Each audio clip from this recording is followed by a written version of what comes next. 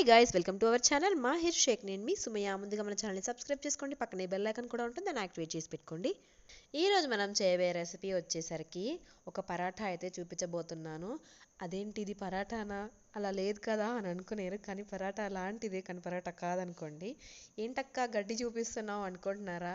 అయ్యయ్యో, అలా అనుకుంటే మీరు పప్పులో కాలేసినట్టే. ఇది గడ్డి కాదు, దిల్ లీవ్స్ అంటారు ఇంగ్లీష్లో. తెలుగులో సోయా కూర అంటారు, కన్నడలో సబ్బక్కి సొప్పు, సత్వరి సొప్పు అంటారనమాట. సొప్పేంది సబ్బులాగా అనుకునేరు, కానీ ఆకుకూరని ఇక్కడ కన్నడలో సొప్పు అంటారు. ఇది వచ్చేసరికి గడ్డిలానే ఉంటుంది, కానీ గడ్డి కాదు. ఒంటికి చాలా అంటే చాలా మంచిది. వెయిట్ లాస్ అవ్వాలనుకునే వాళ్ళకి ఇంకా మంచిది. బాలింతలకి కానీ చిన్నపిల్లలకి కానీ ఒక మంచి ఆహార పదార్థం అన్నమాట. చూద్దాము దీంతో ఏమేమి చేయొచ్చో ముందు వీడియోస్లో కూడా చెప్తాను. ఇప్పుడైతే మనం సబ్బాకి సొప్పు, అదే సోయా కూరని మనం చిన్న చిన్న పీసెస్ లాగా అయితే కట్ చేసి పెట్టుకోవాలి. ఇప్పుడు ఒక చాపర్ తీసుకొని అందులో ఉల్లిపాయలు, కొంచెం ఈ ఆకుకూర ఏదైతే ఉందో సోయా కూర అది, మరియు కొంచెం పుదీనా ఉంటే పుదీనా కూడా వేసుకోండి. నాకు పుదీనా అవైలబుల్ లేక నేను వేసుకోలేదు. కొంచెం కొత్తిమీర, కొద్దిగా జీలకర్ర వేసి మొత్తము చాపర్లో వేసి బాగా చాప్ చేసుకోవాలి. అయ్యయ్యో, అల్లం చెప్పడం మర్చిపోయాను. అల్లమే మెయిన్ ఇంగ్రీడియంట్ అనమాట. మంచి అరోమా వస్తుంది మనం చేయబోయే రెసిపీకి. సో మొత్తం కలిపేసి ఇలా చిన్న చిన్న పీసెస్ లాగా అయ్యేదాకా మీరు బాగా చాపర్లో వేసి ఇలా చేసుకోండి. చాపర్ లేదు అనుకుంటే మీరు మిక్సీలో అయినా వేసుకోవచ్చు, ఏమవ్వదు. ఇప్పుడు మనము గోధుమ పిండిని అయితే తీసుకున్నాము. ఒక చిన్న కప్తో గోధుమ పిండిని తీసుకున్నాము. ఇప్పుడు మనం తీసుకున్న కప్తో జస్ట్ 2 to 3 పరాటాస్ వరకు వస్తాయి అంతే.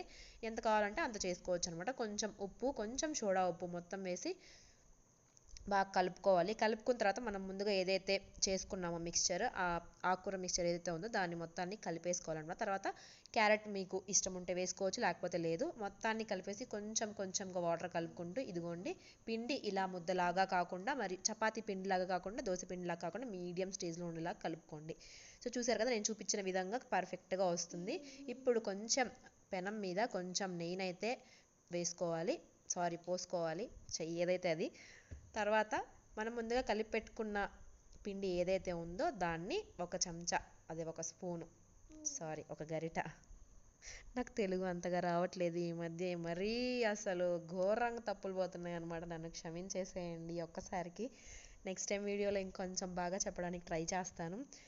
సో ఇప్పుడు మనం దాన్ని ఒక చపాతీ షేప్లో వచ్చేలాగా వేసుకోవాలి, కానీ చపాతీలాగా రాలేదు, నాకు మాత్రమే రాలేదు, మిగతా వాళ్ళకి అందరికీ వస్తుందన్నమాట. సో ఇప్పుడైతే వేసిన తర్వాత రెండు వైపులా చక్కగా కాల్చుకోవాలి. కొంచెం నెయ్యి వేసుకుంటే అరోమా బాగుంటుంది. ప్లస్ చిన్న పిల్లలకి మరీ చెప్తున్నాను, నెయ్యితో మాత్రమే కాల్చి ఇవ్వండి. వాళ్ళు ఎదిగే పిల్లలు కాబట్టి విటమిన్ డి, ఈ అన్నీ ఉంటాయి నెయ్యిలో వచ్చేసరికి.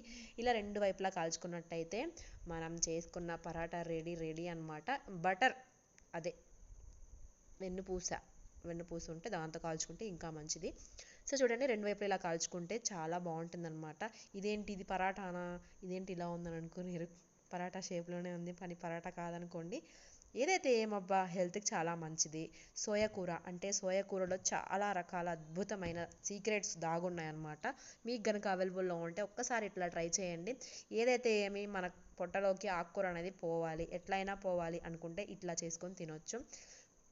చాలా మందికి ఉపయోగపడుతుందని నేను ఈ వీడియో చేశాను అనమాట. నేను కూడా ఫస్ట్ టైం ట్రై చేశాను. ఇక్కడికి వచ్చిన తర్వాత ఫస్ట్ టైం ఈ ఆకుకూర తెచ్చుకోవడం. మా వారు ఇంకా చెప్పే పనే లేదు, నేను తీసుకోగలను, ఏంటి గడ్డి కొనుక్కుంటున్నావు అని అన్నారు. మన ఇంటి దగ్గర ఉంది కదా గడ్డి, అక్కడ పీక్కోవచ్చు కదా, ఎందుకు అబ్బా ఇక్కడికి వచ్చి 30 రూపాయలు పెట్టి కొనాలా అన్నారనమాట. కానీ ఇది టేస్ట్ చూస్తే మా వారు కళ్ళు తిరిగిపోతాయి అనమాట. కానీ ఆయనకు చేసి పెట్టలేదు, ప్రస్తుతానికి నేనే చేసుకొని తిన్నాను అనమాట. సో మరిన్ని ఇంట్రెస్టింగ్ వీడియోస్ కోసం మా ఛానల్ని సబ్స్క్రైబ్ చేసుకోండి, లైక్ చేయండి, షేర్ చేయండి, సబ్స్క్రైబ్ చేయండి. Thank you.